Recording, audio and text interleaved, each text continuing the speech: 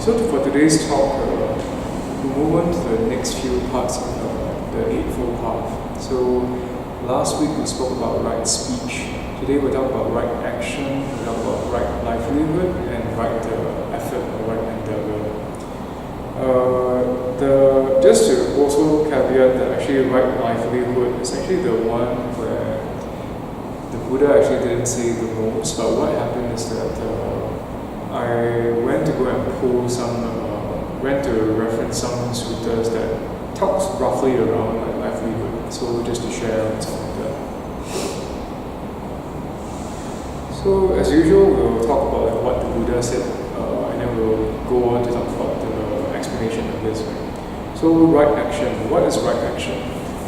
So refraining from the destruction of life, refraining from taking what is not given, and refraining from sexual misconduct. So this is right action. So if you notice, this is very specifically talking about actually what you're doing with your body, right? What you're not doing with your body, right? So you're not killing things, you're not stealing, you're not engaging in sexual misconduct.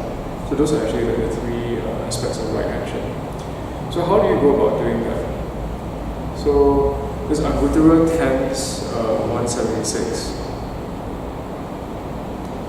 And Buddha says, here, having abandoned the destruction of life, you abstain from the destruction of life. With the rod and weapon laid aside, conscientious and kindly, you dwell compassionate towards all living beings.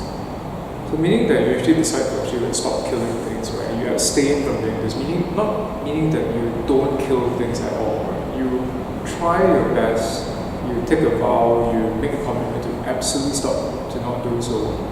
But oftentimes there will be accidents that will happen. You know, like if you try to brush off an insect and you accidentally kill it, for example, right? That's bound to happen. So what the Buddha is saying that that's fine as long as you abstain, you don't intentionally go and like kill that being. That's fine, right? So you abstain as long as you can. Rod and weapon laid aside, conscientious and kindly, meaning that you intentionally put aside like, all the things that can actually cause injury, and you're conscientious and kindly in doing so. You're not negligent, you don't kill something just because like, oh okay, let me go drink alcohol and then and due to that negligence then you kill something, right? And you notice that's actually where the bad karma will arise, right? Because you feel guilty after that, right? But if you tried your very best, you did everything you could, right? You didn't drink any alcohol, you went to operate machinery, and an accident happens right out of your control. But if you look back, you ask yourself, was I conscientious as best as I can, right? And did I cause this death as a result of that? And if you can actually look back and very clearly say to yourself, no, I really did my best. I did the very best I could. I was very conscientious and went through all the standard operating procedures and everything was fine. This is completely out of my control. And that allows you to put that aside. So that's actually one part of being conscientious and being kindly about it. Having abandoned the taking of what's not given, you abstain from taking what's not given. So you do not steal the wealth and property of others in the village and in the forest. I think that's quite clear. You don't steal, right? So having abandoned sexual misconduct, you abstain from sexual misconduct. You do not have sexual relations with those. So this one is Ajahn Brahm's translation, so it's a little bit more modern, right? You do not have sexual relations with those under the age of consent. With those who are unable to give consent, for example, they are mentally disabled, they can't give consent, right? You don't have sexual relations with those who are not free to refuse consent, such as a student to a teacher. So, if I were to pause here, what this means is, if you're in a position of power, for example, and then you use your position of power to actually try to extract some kind of a sexual favor from your subordinate, that is very clearly not right. Right? Because you're using that, and that very clearly falls into the area of sexual misconduct because you're abusing your power. That person can't say no, right? So that's actually a very clear example of that. Sexual misconduct, where such conduct would be breaking a law, or if you're having sex with somebody who's already engaged. So that's actually in the realm of sexual misconduct. There was a modern campaign because there's a whole spate of all these non-consensual rapes that happen in the UK and the US. And I think that the best explanation that I saw of like, this whole idea of consent was actually a British video clip.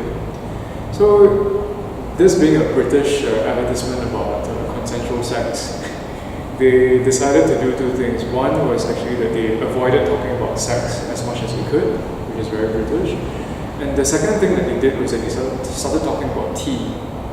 So they made the example of actually that, imagine that you want to make a cup of tea, right? And you offer that cup of tea to someone. If that person doesn't want to have that cup of tea, right, you don't force that cup of tea on the person, right? If that person is falling asleep like unconscious, you don't force the cup of tea on the person, like pour it down the throat. And there are all these cartoons showing that the person like lying sleeping, and then like this other person like forcing tea down the person's throat, right? And the person your friend might go, yes, I love a cup of tea. And halfway through they say, no, I don't want a cup of tea. You don't take that tea and go, no, you said you wanted it, you should have it right now, right? And force it down the throat. And I thought that was actually a very beautiful example of actually like what exactly is consent. And that is actually quite important to bear in mind in this day and age where often there's a lot of misconceptions of this, but I think that in the Buddhist understanding is quite clear, right? If the person does not have the ability to give actual consent, right, to be willing to participate in sexual conduct with you, then that is actually something that you should consider is that in the realm of sexual misconduct. One thing that's not really explicitly stated here is actually the topic of homosexuality.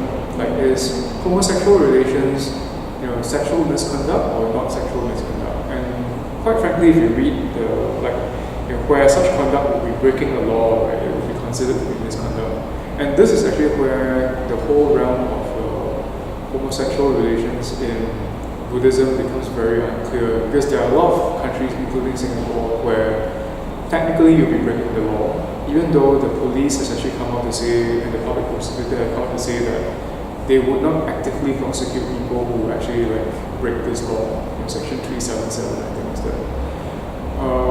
If I were to take a step back and look at actually the broader, not just the sutras, but what the Vinaya actually says, right, from what I understand.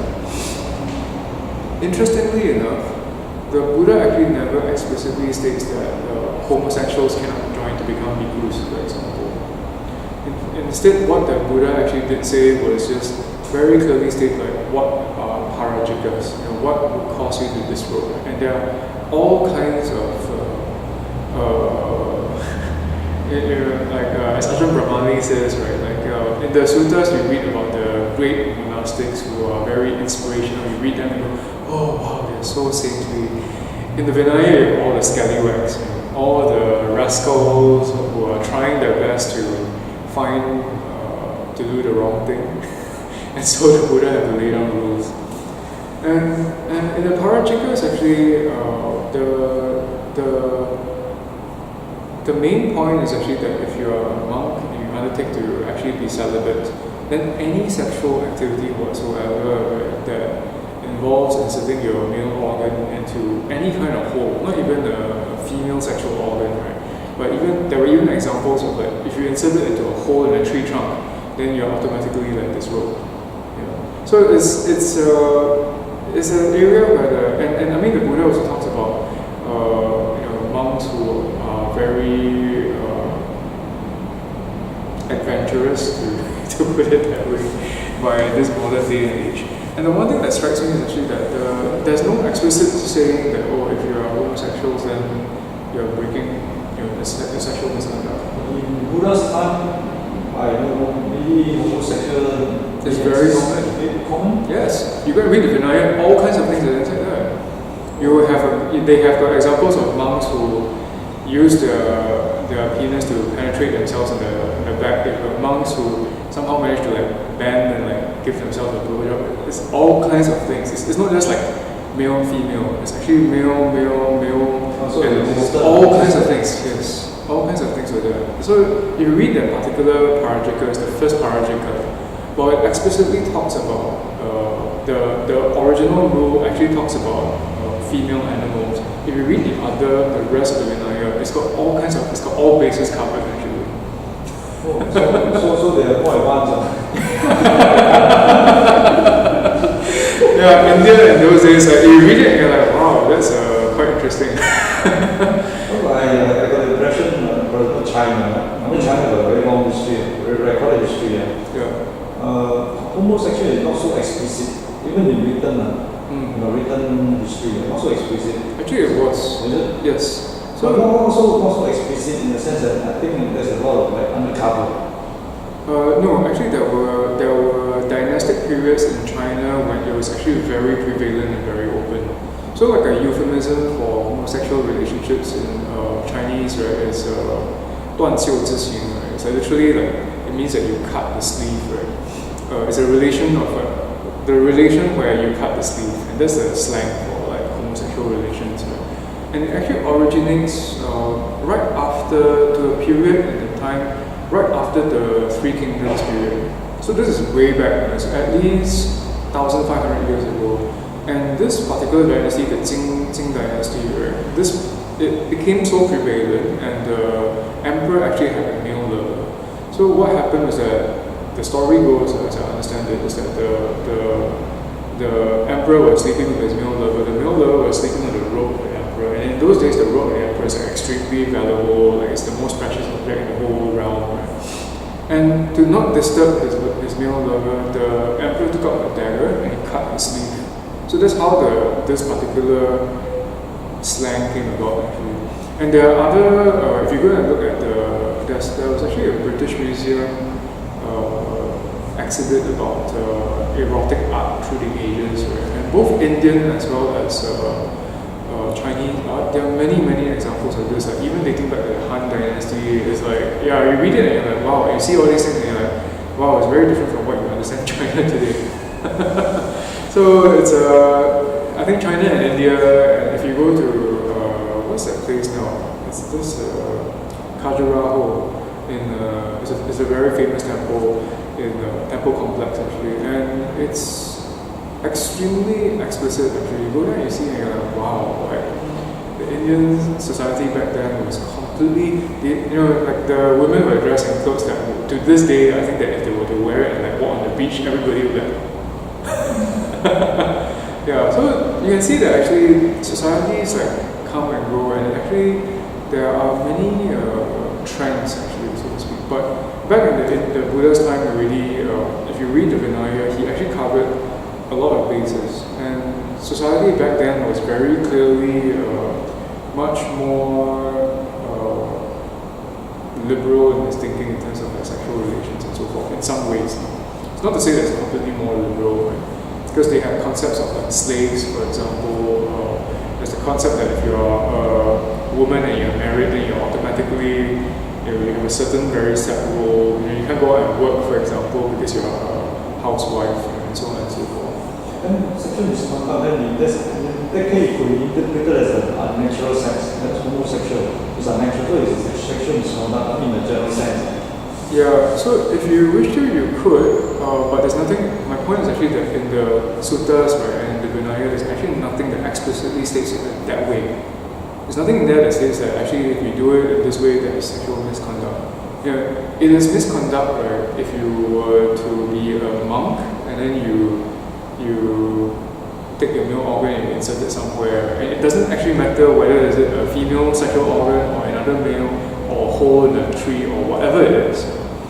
So interestingly enough, that's actually how the Buddha described it. There's nothing actually that says that unnatural sex is thus like sexual misconduct. Rather, it is actually spelled in terms of like whether the other person is in a position to actually give consent or not. Right? Are you if like having sex with like juniors, for example, with minors, right? They can't actually like illegally give consent, right? Or somebody who's mentally disabled, they can't give consent as well. They can give consent, but it wouldn't mean anything. Right? It's not actual consent because they don't really know what they're agreeing to. Right? So that's actually in the context of like how the Buddha actually describes sexual misconduct. It's less about like unnatural sex per se, actually. Yeah. And if you define natural or unnatural sex, I think there are a lot of documentaries you can see about so-called unnatural sex, and it's really, it's very hard to say that you look at all these behaviors and you see, is this natural or unnatural? So my wife is reading this book it's called Mecca. It's written by this, I think, a British Pakistani journalist, talking about his journey to Mecca. And it's quite funny because he decided to actually undertake part of the pilgrimage to Mecca by actually getting a donkey and walking along the way. And what happened was that he bought a donkey. And when he bought the donkey, the seller, in a moment of remorse, actually then told him, "Brother, I have to tell you something. I've been trying to find a mate for your donkey for the longest time, but I've not been successful in doing so." So the other person who brokered this deal, the broker then told the journalist, the writer, saying that what the seller is basically telling you is that you have a sex-starved donkey on your hands. And they named the donkey like Genghis Khan because apparently when Genghis Khan actually conquered the whole of Central Asia, he had a tendency to just kick people at random. So this donkey apparently did the same thing. He had this tendency to just kick random people along the way, right? And the funny thing was actually that halfway through, they mingled with other donkeys, and Genghis Khan then started apparently being very inappropriate with other male donkeys. So the other donkey owners came to complain and said that your donkey has been very inappropriate with my donkey. And then it turns out that actually Genghis Khan was actually homosexual. So the thing about it, in the animal realm, you see this kind of behavior. What's to say that actually in the human realm that this is not natural, actually, so to speak, right? So anyway, that's a slight digression. I think that this whole realm of natural or unnatural sex is really a very long thing, slightly outside the scope of our discussion today.